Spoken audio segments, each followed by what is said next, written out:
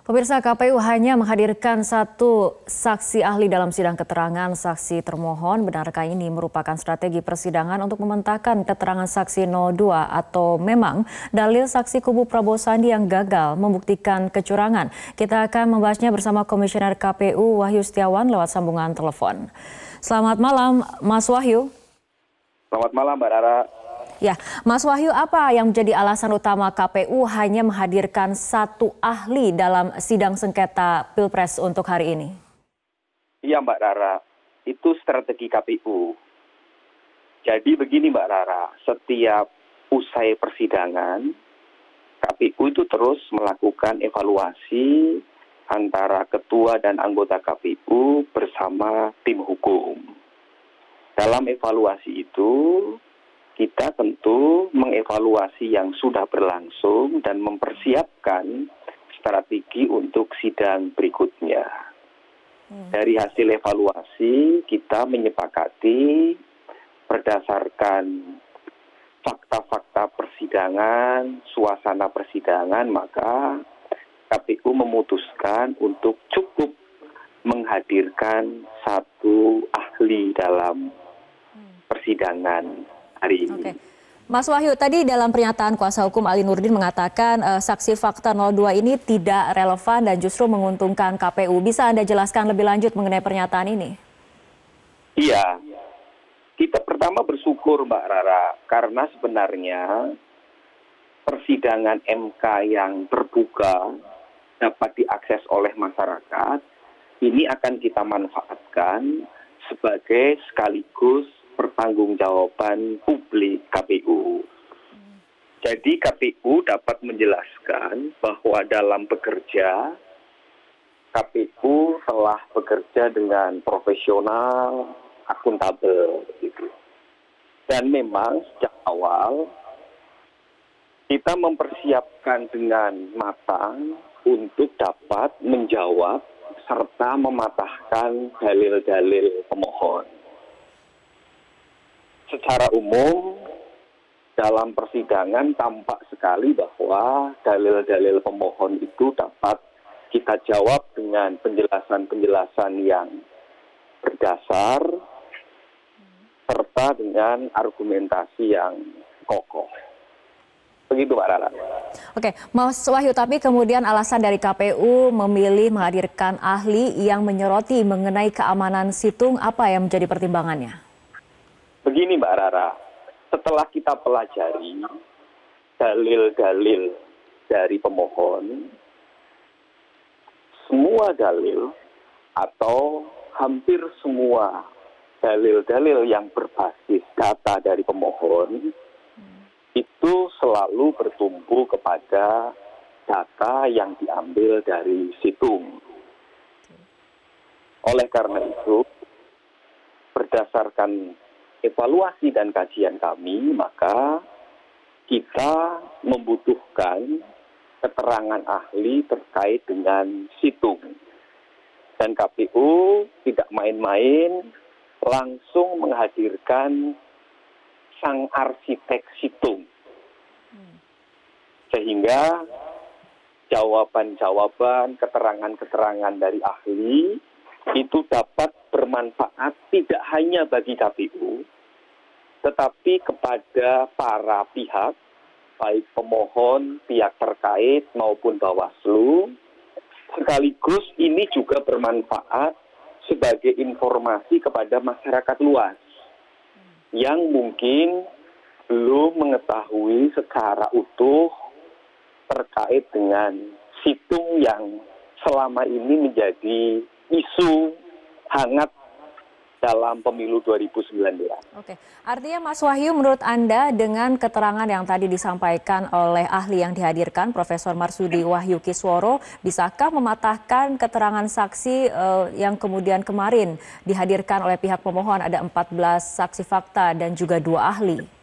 Iya, tanpa mengurangi hormat kepada mahkamah yang mulia, itu tentu saja menjadi kewenangan sepenuhnya mahkamah, tetapi dalam pandangan KPU, keterangan ahli yang dihadirkan dalam KPU itu telah mampu mematahkan dalil-dalil pemohon, sekaligus memberikan informasi yang mencerdaskan bagi masyarakat terkait dengan fungsi dan posisi situng, di mana secara umum situng ditempatkan sebagai instrumen dalam rangka transparansi pemilu dan menempatkan situng sebagai alat bantu KPU dalam rangka memberikan informasi kepada masyarakat.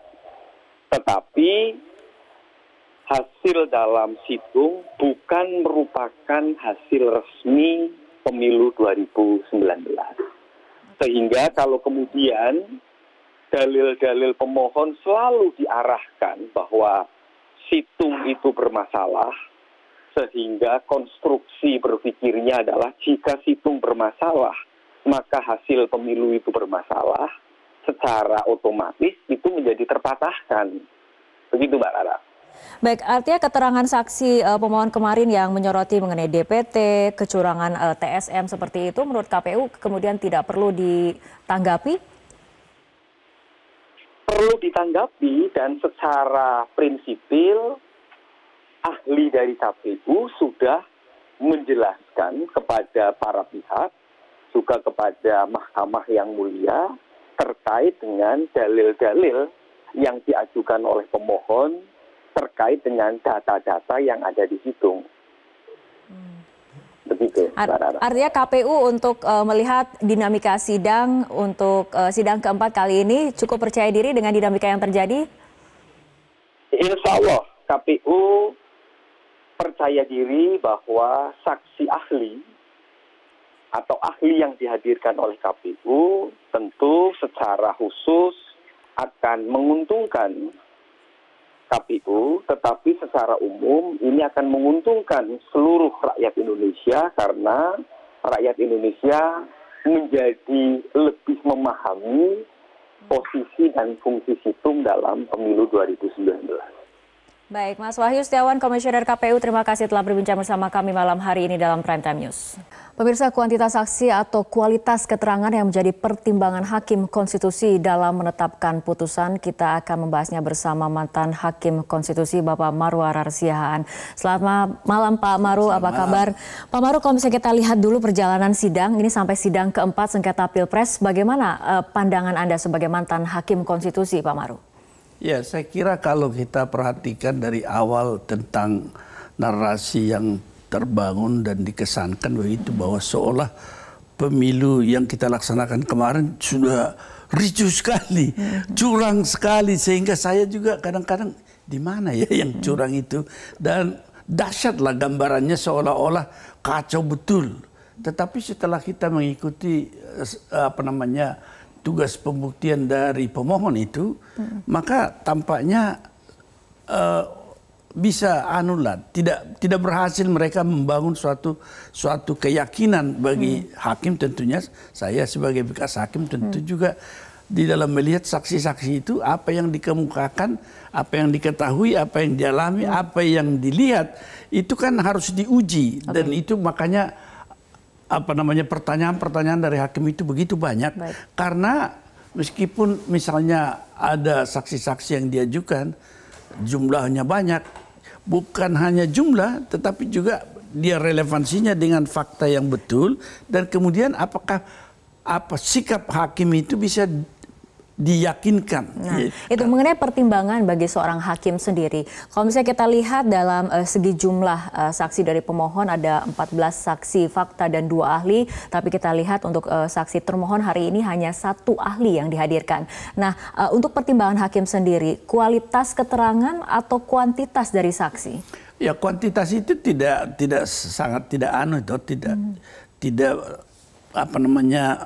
selalu relevan dengan apa yang menjadi masalah itu. Tugas pemohon itu adalah membuktikan. Jadi kalau kita lihat dalilnya itu, ya semua dalil itu harus dibuktikan. Siapa yang mendalilkan harus membuktikan. Dia bisa mengajukan bukti itu apakah dia surat. Surat itu biasanya kalau di dalam pemilu itulah semua dokumen-dokumen yang di dalam kepemiluan, seperti mulai dari dokumen C1, DA1, DB. Dan saksi itu sebenarnya kalau merujuk menerangkan kepada angka hampir tidak mampu karena dia terbatas, dia punya ruang gerak untuk bisa diukur dari apa yang dilihat, dialami sendiri kan. Oleh karena itu saksi itu tidak untuk angka tidak begitu relevan. Dan angka itu akan kita lihat tentunya dengan kaitan saksi adalah kalau misalnya secara berjenjang perhitungan itu memang direkayasa sedemikian rupa. Pak Maru, beban pembuktian seharusnya ada di pemohon. Sejauh ini dari yang Anda perhatikan, pandangan Anda, apakah pemohon ini dengan saksi-saksi yang kemudian dihadirkan kemarin sudah bisa membuktikan apa yang menjadi tuduhan ya mengenai kecurangan TSM, adanya penggelembungan suara? Saya kira sepanjang kemarin saya ikuti ya bahwa mereka belum berhasil lah. Terutama sekali ketika ada yang disebutkan penggelembungan itu 17,5 juta melalui DPT yang dikatakan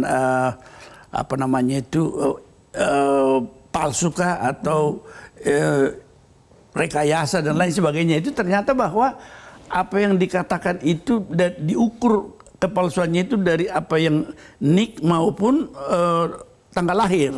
Dia di semua pemilu, kepengalaman kita sih ini menjadi masalah yang selalu terjadi. Dan biasanya kalau kita melihat kondisi administrasi kependudukan dan juga kesadaran terutama di luar kota-kota besar atau di pedesaan begitu, anak yang lahir itu kan kadang-kadang tidak diketahui tanggal lahirnya karena tidak ada catatannya. Nah, dalam hal seperti itu kalau 17,5 juta masuk akal kan. Nah, oleh karena itu ada metode di Dukcapil itu bagaimana sih untuk membuat tanggal lahir ini.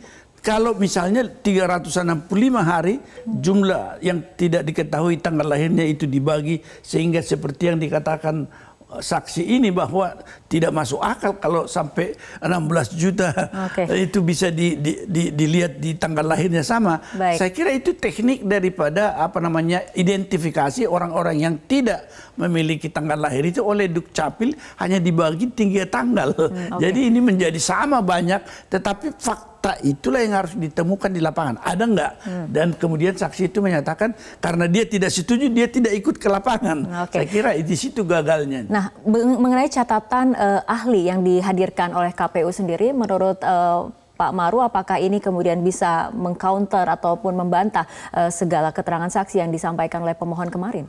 Ya, kalau menyangkut apa yang dikatakan situng itu ya, bahwa seolah-olah kalau situng itu misalnya seandainya bisa katakanlah direkayasa sedemikian rupa sehingga akan kacau perhitungan perolehan suara itu, maka melalui ahli ini Pak Marsudi ini kita mendapat penjelasan dan saya kira sangat bagus sekali bahwa ini sidang disiarkan secara nasional sehingga apa yang dikatakan kecurangan itu terpatahkan memang seperti yang dikatakan dalam teks ini kan. Karena beliau mengatakan bukan situng itu yang menjadi ukuran daripada penghitungan yang harus kita terima, tetapi adalah real count yang dilakukan melalui apa yang berhitungan secara berjenjang. Jadi situng itu hanyalah instrumen untuk transparansi sehingga seluruh rakyat Indonesia boleh mengawasi, turut mengawasi kan. Saya kira ini sangat bagus lah. Tetapi kalau bisa ada tudingan bahwa itu bisa dimanfaatkan merubah angka, saya kira terpatahkan tadi bahwa itu menjadi dasar untuk menghitung yang sebenarnya. Pak Maru, kita akan kembali membahas bagaimana dinamika sidang yang terjadi hingga hari ini, tapi kita ikuti jeda berikut terlebih dahulu. Pemirsa, kita lanjutkan kembali perbincangan masih bersama mantan Hakim Konstitusi Bapak Marwarar Siahaan. Pak Maru, kalau misalnya kita melihat dari strategi yang dijalankan oleh KPU hari ini dalam bersidang di MK, bagaimana pandangan Anda?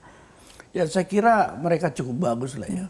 Mereka tentu sadar betul, lawyernya ya bagus betul lah. Dia mengenal bahwa atau mengetahui betul tugas pembuktian dalil itu adalah pertama dari pemohon. Dan sesudah dia melihat bahwa mereka kurang berhasil, maka dia hanya mendatangkan satu ahli saja pun yang sangat mendasar di dalam soal apa yang diragukan oleh banyak orang, misalnya soal perhitungan atau situng itu yang boleh dimanfaatkan untuk merubah angka perolehan.